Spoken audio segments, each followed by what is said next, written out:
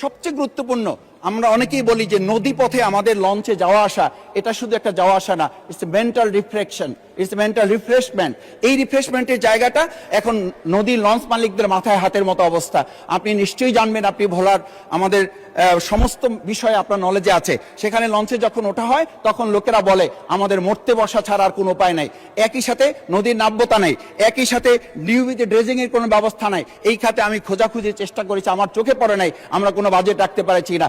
নদী বাঁচলে বাঁচবে বাংলাদেশ, মাননীয় স্পিকার। সেই জন্য নদীর এই নাব্যতা এবং ড্রেজিং এর ক্ষেত্রে আমি আশা করি যে বাজেটের একটা গুরুত্বপূর্ণ অংশ এখানে নির্ধারণ করা হবে। কীর্তনখোলা, তেঁতুলিয়া, আড়িয়ালখা, বিষখালী সহ পর্যটনের এই নৌপথ উন্নয়নে যদি আমরা ব্যবস্থা নিতে পারি তাহলেই কেবলমাত্র সবচেয়ে গুরুত্বপূর্ণ আমরা অনেকেই বলি যে নদী পথে আমাদের লঞ্চে যাওয়া আসা এটা শুধু একটা যাওয়া আসা না, it's mental reflection, it's mental refreshment. এই রিফ্রেশমেন্টের জায়গাটা এখন নদীর লঞ্চ মালিকদের মাথায় হাতের মতো অবস্থা। আপনি নিশ্চয়ই জানবেন, আপনি ভোলার আমাদের সমস্ত বিষয়ে আপনার নলেজে আছে। সেখানে লঞ্চে যখন ওঠা হয় তখন লোকেরা বলে আমাদের মরতে বসা ছাড়া আর কোনো উপায় নাই।